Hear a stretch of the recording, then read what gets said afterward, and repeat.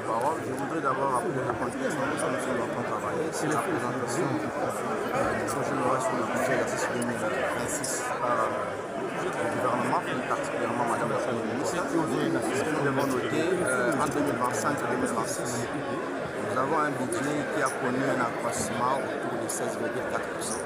Aujourd'hui, le budget pour l'exercice 2026 est évalué à 59 000 milliards.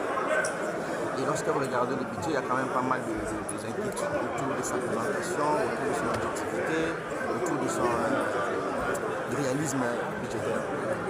Et lorsque nous avons pris la parole, nous avons commencé à présenter nos observations, nos analyses. La question, nous avons voulu que Madame la Première ministre nous dise exactement quels sont les paramètres aujourd'hui qui ont permis de faire évoluer le budget de recettes courantes. C'est-à-dire ce budget-là passe des 29 000 milliards à 34 000 milliards, soit 16,4% de variation. On a voulu que la Première ministre nous explique un peu quels sont les paramètres qui justifient ce mouvement. Je pense qu'en fonction de sa réponse, ça nous donnera au niveau de la Commission économique et financière et contrôle budgétaire quelle est la posture que nous devons prendre pour bien analyser cette évolution. Nous sommes allés plus loin en présentant une inquiétude en ce qui concerne la loi de 69, l'ordonnance loi de 69 sur les impôts cédulaires sur le revenu.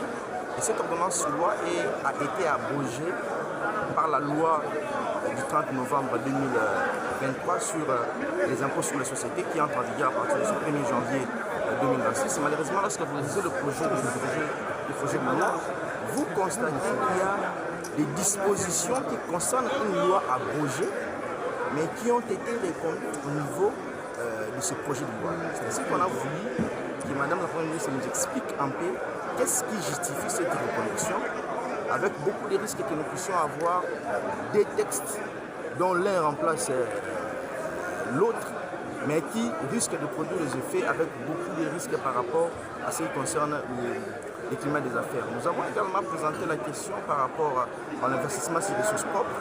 Si vous regardez la partie investissement sur le chapitre des infrastructures, en 2025, nous avons prévu 84 milliards de francs congolais pour construire 5 133 km de route. Mais aujourd'hui, le gouvernement prévoit 145 milliards de francs congolais pour construire également 5 133 km de route. Il y a une incohérence. Qu'est-ce qui se passe? Est-ce que le coût de la construction d'un kilomètre de route a évolué dans l'entretien entre 2025 et 2026? Et ce sont des questions comme ça, au-delà de toutes les questions que nos collègues ont posées. Et nous espérons avoir un retour objectif de la part de Madame la Première ministre. Et comme la loi sera envoyée au niveau de la commission ECOFIN dont je suis membre, je pense que nous aurons tout le temps pour analyser objectivement et donner les réponses en vue d'obtenir un budget réaliste qui reflète la réalité économique de notre pays. Il n'y a pas de sous-question, mais à Lingala, dans mon poussé, vous avez mis